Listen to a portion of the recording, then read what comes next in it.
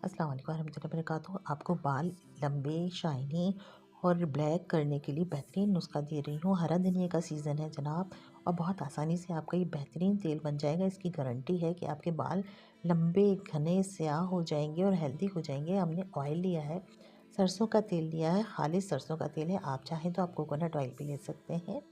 Oil हमारा ये गरम हो रहा है। जब ऑयल गरम हो जाए तो हमने क्या करना है, हरा धनिया खूब बहुत सा लेना है। 2-3 गड्डियाँ हमने इसकी कटिंग कर ली है।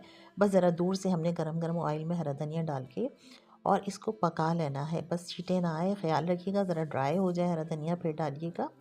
इसको हमने जला लेना है, और जब बिल्कुल ये ड्राई हो जाए, बिल्कुल जल जाए, उसके बाद हमने इसको छान के एक शीशे के जार में रख लेना है और इसको यूज़ करना है। इसको लगा के आप रात को सो जाइए, सुबह हेयर वॉश कर लीजिए। नहायत ही बेहतरीन आपके लंबे बाल, घने बाल हो जाएंगे। इसकी मैं गारंटी दे रही हूँ आपको। मैं अपने घर में खुद लगाती हूँ, बच्चे लगाते हैं। आपके सामने जो पिक्चर है वो मेरे घर की बच्ची की पिक्चर है, आप देख लीजिए। लाजवाब ऑयल तैयार है, इसकी गारंटी है।